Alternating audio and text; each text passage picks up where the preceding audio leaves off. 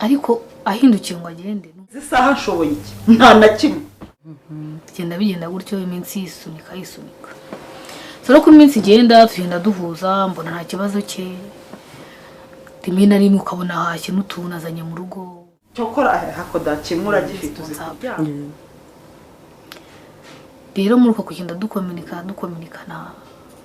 isanga naguye mu ikosa yo guca umuganje inyuma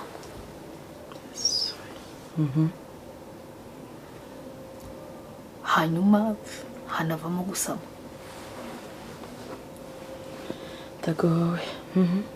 Richard umwana yita ko ari uwe ntabwo ari uwe narababwiye ngo mu kinyarwanda cyiza baravuga ngo se w'umwana amenywa na nyina sinzi niba uri kumva icyo kintu bagabo uwo wita umwana wawe rwose ushobora kuba urereye munywanyi wawe cyangwa se inshuti yawe ishobora kuba ari iya hafi cyangwa se iya kure gusa munyumve neza nawe ngamije kubwira mu by'ukuri cyangwa se ngamije gutunga urutoke ahubwo ni ukubakebura kugira ngo wirebeho kuko mu by'ukuri nyina w'umwana niwe umenya se sinzi niba urukumva icyo kintu rero ngira ngo mwabonye ko rwose madamu Richard afite ibanga rimukomereye cyane ibanga rimuri ku mutima gusa ibanga yaje kumenera Feza ese Feza azamubera intungane koko cyangwa azamwihinduka amugire nk'ibya cya kisiga cy'urwara rurerure kimenye inda mu by'ukuri ese azamubera umunyakuri ariko nanone uwitwa Feza dusanzwe tumuzi nk'umukarakita mwiza muri iyi filime nta yindi ni intambara y'ubuzima tumuzi rwose nk'umuntu w'intungane udapfa guhemuka dore ko yamwijeje ko kubika ibanga kwe ari ibya kigabo muri make ko ameze nk'abagabo ubwo nyine afite character zabo ntabwo azapfa kumena ibanga gusa uyu madamu Richard afite ibanga rikomeye cyane none kandi reka mbabwire ngo iminsi y'igisambo ni 40 uwo ni umugani nyarwanda ikinteye kuvuga ibyo byose ni uko Papa Bruno ari we se w'uyu mwana Fiston umwana Richard yituwe kandi twamaze kumva ko uyu mwana ngo ni Fiston afite ikibazo cyo kuvuga ndetse n'icyo kumva abasha kubona ibintu ariko ntiyumve nanone kandi ngabasha gukora muri make ari paralize nanone kandi umubiri we uri paralize gusa ngo umuti rukumbi uyu madamu Richard yahanuriwe ubwo yajyaga mu masengesho ari nabyo byateye Feza kumubaza impamvu ubwo bari mu masengesho yahanuriwe akarira ariyo mpamvu nyine yasamubarira iyo nkuru yose rero uyu madamu Richard yahanuriwe ko uyu mwana Fiston kugira ngo akire nuko agomba kubwiza umugabo w'ukuri umugabo we nta wundi ni Richard akamubwira ibyamubayeho byose ibyo byamubayeho ngira ngo murabizi rero nuko yaje gucumbikira Papa Bruno ubwo yabaga i Burundi gusa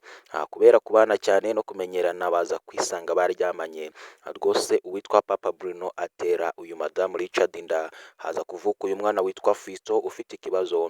cyo kuvuga ndetse n'icyo kumva umubiri we ni paralize n'umwana muto uteye impuhwe uteye agahinda ikibondo rwose ni igisekera mwanzi buri wese yareba akamugirira impuhwe ariko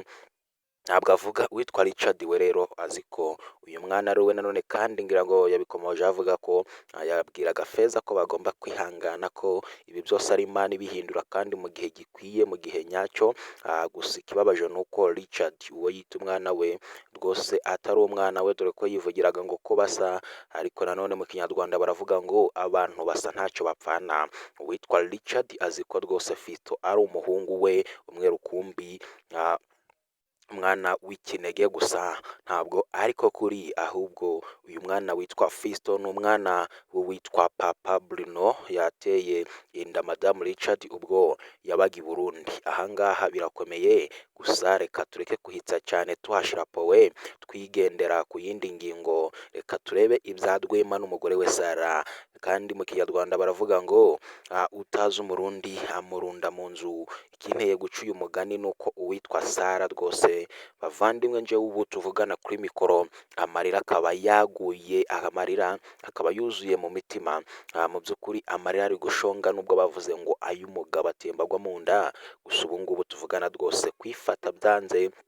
bitewe n'agahinda Sara ari gutura uwitwa Rwema. Aba bose ntabwo twavuga ko mu by'ukuri ari abantu beza, turabizi ko ari abantu babi muri iyi filime bakina role mbi cyane, gusa rwose nubwo baravuze ngo ibyaye ikiboze irakirigata, niyo cyakubera kibi cyangwa se kikakunukira ari icyawe, niyo mpamvu bavuze ngo akabi kawe karuta akeza k'undi muntu. Munyumve neza, ntawe ngamije gutunga urutoke, ikinteye kuvuga ibyo byose nuko mu by'ukuri uyu Sara ari gukina ku mubyimba cyane witwa Rwema. Nanone kandi baravuze ngo amenya sekera inka niyayirya. Bavandimwe, iriya nka wirirwa usekera iyo uri kuyishinga iryinyo rwose ntabwo ubyibuka kuyaguhaga umukamo, ndetse mu by'ukuri kaguhereza n'agafumbire ko kwifashisha mu bihingwa byawe bigiye bitandukanye. Rero ngira ngo mwabonye ko uwitwa Sara mu by'ukuri ari gukina ku mubyimba uwitwa Rwema.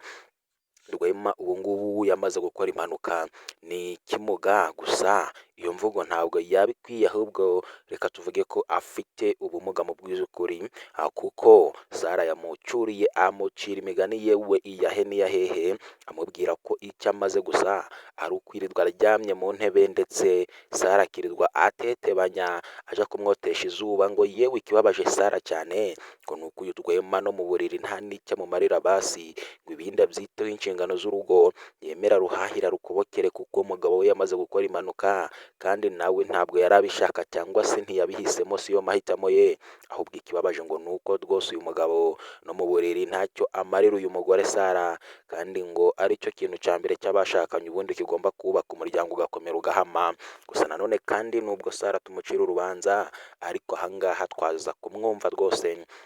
kuko bavandimwe, umugabo utagira icyo akumarira mu buriri byaba bibabaje cyane, kandi uri umugore waravuye iwanyu kwa papa wawe na mama wawe urya ukaryama, ndetse yewe ukisiga amavuta ukambara ukaberwa ukarimba, nta kindi uje gukora rero kugira ngo ufate umwanzuro wo gushinga urugo. Rero ibyo nabyo biba birimo, ariko nanone hagamijwe iterambere ry'urugo, ariko ntababeshe na kiriya gikorwa kiba gikenewe kuko mu by'ukuri biriya nabyo ni bimwe mu nkingi zituma umuryango ukomera kandi ukaramba.